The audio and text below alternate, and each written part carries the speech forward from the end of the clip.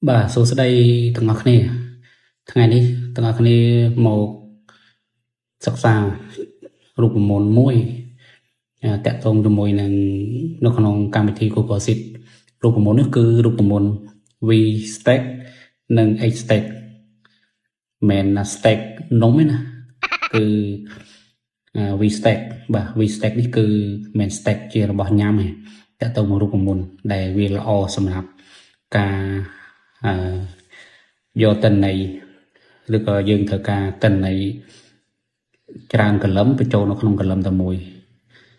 ឬក៏យើងយកតិន័យពីកលឹមផ្សេងដាក់បញ្ចូលគ្នាតោះចឹងមកសាកល្បងរូបមន្តនេះទាំងអស់គ្នាតើវាមានអីពិសេសតើតើមួយរូបមន្ត V stack និងរូបមន្ត H stack បាទចឹងរូបមន្ត V stack យើងមើលទាំងអស់គ្នារូបមន្ត V stack គឺមកពាក្យពេញថា vertical stack បាទវាមកពីពាក្យថា vertical stack បាទអញ្ចឹងសម្រាប់បញ្ចូលតិន័យឬក៏រ៉ែងច្រើនឲ្យទៅជាតិន័យចុះមកក្រោមបើណាពីកលឹមយើងបើណា copy កលឹមផ្សេងឲ្យមកវានៅតគ្នាហើយរូបមន្ត H stack ចឹង H stack មកពីពាក្យថា horizontal stack បាទគឺជា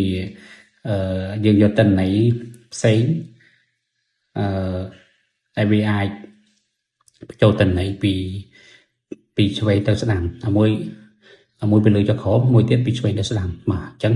ពីឆ្វេងទៅស្ដាំយ៉ាងម៉េចហើយពីលើចុះក្រោមយ៉ាងម៉េចអញ្ចឹងមកសាកល្បងទាំងអស់គ្នាដើម្បីដឹងថាវាកាន់តែច្បាស់រូបមន្តកាន់តែច្បាស់ហើយភ្លឺភ្នែកទាំងអស់គ្នាបាទអញ្ចឹងយើងវាយមករូបមន្ត H នេះ H stack sorry V stack មុនស្មើ V stack តោះនេះវាយមក V stack នេះឃើញ V stack បាទនេះ V stack បាទអញ្ចឹងរូបមន្ត V stack យើងចុចលើវាប៉ក់មកហើយបន្តមកគឺរ៉ែងកលឹមណាដែលយើងចង់បញ្ចូលគ្នាអញ្ចឹងខ្ញុំយកកលឹម A នេះទៅដល់កលឹម E បន្តមកយកខមាវាមួយ rank tool គឺខ្ញុំ copy rank tool នេះមកបន្តមកខ្ញុំបិទបញ្ចុះហើយយើង enter ប៉ក់មកបាទអញ្ចឹងវាបានគឺវាបញ្ចូលគ្នាពីលើចុះមកក្រោមអញ្ចឹងអានេះគឺមួយកលឹមនេះពីធំ1ដល់4មួយកលឹមអានឹងរបស់អានេះបាទមួយទៀតពី1ដល់4ដូចគ្នាអានឹងរបស់នេះគឺវាបញ្ចូលគ្នាអញ្ចឹងអានឹងគឺរូបមន្ត V stack ចុះ H stack វិញ H stack យ៉ាងម៉េចអញ្ចឹងយើងវាយមកចង់ដឹងថា H stack យ៉ាងម៉េចយើងវាយមក HST បាទ stack នេះរូបមន្តនេះដូចគ្នាអញ្ចឹងយើង copy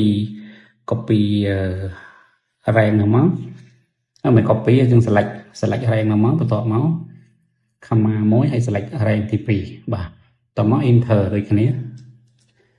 តមកបាត់ពងកញ្ចក់ enter ប៉មកបាទចិត្តតន័យវាខុសគ្នាត្រង់ថាមួយវាមកពីឈរមួយទៀតទៅបដិបាទអញ្ចឹងគឺវាបដិតគ្នាអញ្ចឹងអានេះគឺកលឹមទី1អានេះគឺកលឹមទី2អញ្ចឹងគឺវាបដិមួយរត់បដិមួយរត់ពីឈរបាទអញ្ចឹងបើគាត់ថារូបមន្តនេះវាល្អសម្រាប់អ្នកទាំងអស់គ្នាសូមជួយ like និងជួយ share បាទអរគុណច្រើន